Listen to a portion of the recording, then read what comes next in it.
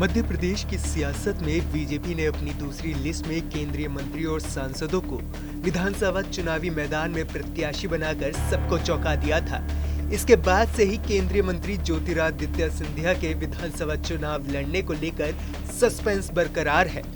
लेकिन इस बीच केंद्रीय मंत्री सिंधिया को ग्वालियर दक्षिण विधानसभा सीट से प्रत्याशी बनाए जाने की मांग उठने लगी है और ये मांग कोई और नहीं बल्कि मराठा समाज के नेता और सिंधिया समर्थक उठा रहे हैं। उन्होंने यहाँ तक दावा किया है कि सिंधिया दक्षिण विधानसभा से सिर्फ नामांकन भर दें, बाकी चुनाव तो जनता लड़ेगी।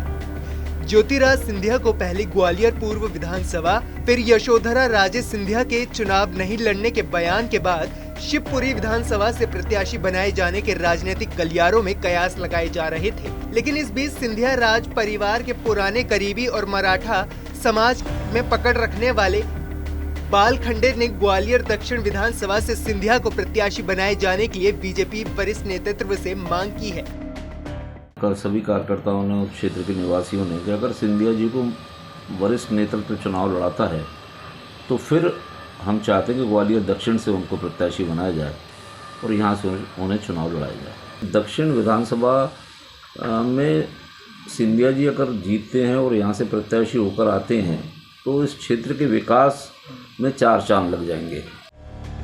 तो दूसरी तरफ ग्वालियर दक्षिण में टिकट के प्रबल दावेदार पूर्व मंत्री नारायण सिंह कुशवाहा ने भी सिंधिया के दक्षिण विधानसभा सीट से चुनाव लड़ने की मांग का समर्थन किया है। पार्टी में जो लोग काम करते हैं कुछ उनकी इच्छाएं होती हैं, वो भी चाहते हैं कि हमें मौका मिले, पर पार्टी का नेतृत्व, प्रदेश नेतृत्व, केंद्रीय नेतृत्व, ये सारे समीकरण और सारी चीज़ें कि सीट एक नहीं निकलना है और भी सीटें उसके साथ में निकलें।